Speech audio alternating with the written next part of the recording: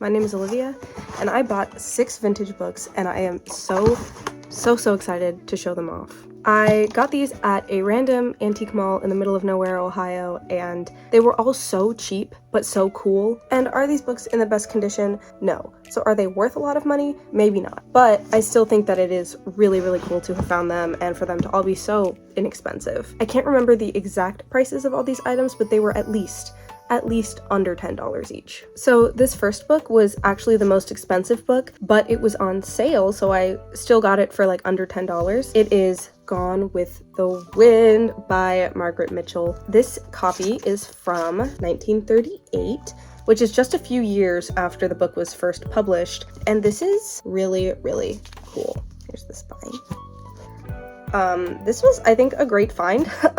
You know, it is a little flimsy. The spine is kind of weak, and the pages have some like stains and stuff in them, but really, it's not that bad. Like, it's probably like one of the 2 really iconic books that I found, so this is really exciting and really cool.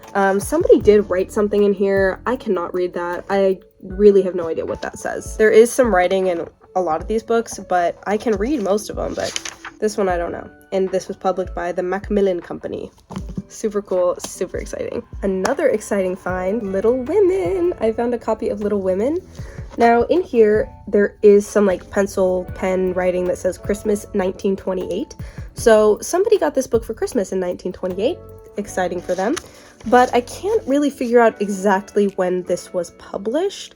My guess is like 1915, like somewhere between 1915 and like the early 1920s is my guess. So this is a later copy, but still so cool. There is some like weird staining, water damage stuff happening in the back here, but the front looks pretty good. The spine looks pretty good. It's pretty sturdy, like the pages are all pretty secure. There's not really any tearing or anything, so yeah, this is beautiful. I do have another copy of this. I haven't read this book since I was really young, so I am going to reread it, but I'm probably going to read my newer edition just to keep this one safe and sturdy, but I just thought it was cool to have a vintage version of Little Women. So this next one I am so excited about. It's Of Human Bondage. This copy is gorgeous, and it is in a really nice condition. Like, these pages are super clean. This was 1915, potentially like a first edition something. There's like some staining happening in like this first front page, but other than that, these pages are like super clean and white, and the outside, the hardcover, is super crisp and sturdy, and I am just so excited to read this. Of Human Bondage has been on my TBR for a second, and not only do I get to read it, but I get to read a super old, super original copy of it that's in good condition. This is so exciting to me. This was like one of the first books that I picked up because I was like, I need it, I want it, I'm getting it. So next, I got 2 books by Mrs. L.T. Mead, or Elizabeth Thomasina Mead. I got these 2 books. She wrote, like, from what I could find, they had a lot of her books at this antique mall, and she wrote like cutesy little like books, and almost all of them had the word girls in them. This is A World of Girls, and this is The Hilltop Girl. I got The Hilltop Girl because I thought that this cover was absolutely gorgeous. Like, the designs are so pretty. This book also has some pencil in it, including an address for some reason, so, you know, but I'm not seeing any dates in here. Maybe there's just no date. I guess I'll have to look up when the book, I must have looked up when the book itself was published. I can't find a date in here, and then this one is A World of Girls. This seems to be like a pretty popular one of hers. Somebody got this for Christmas in 1910. Yeah, and that's when it was published as well. So this is 1910. I love seeing the pen writing. Looks really cool because they were writing with like ink. So this was Margaret something, last name I can't read, from Uncle, I don't know what his name is.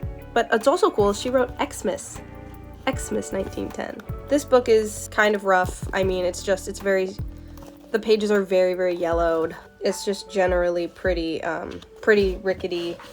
This book as well is kind of rickety, but it seems to be in a little better condition. But yeah, These are cute.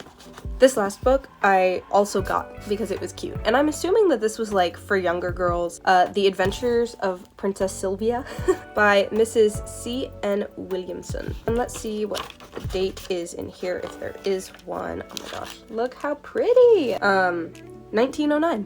This is 1909, and it just had such a pretty cover. This picture of this princess I thought was so gorgeous, so I had to get it. This book is also in a pretty good condition. All these books are, at the very least, like they feel pretty sturdy. This one also doesn't have really as much staining as some of the other books have. A lot of them have like some kind of like water damage, liquid damaged, but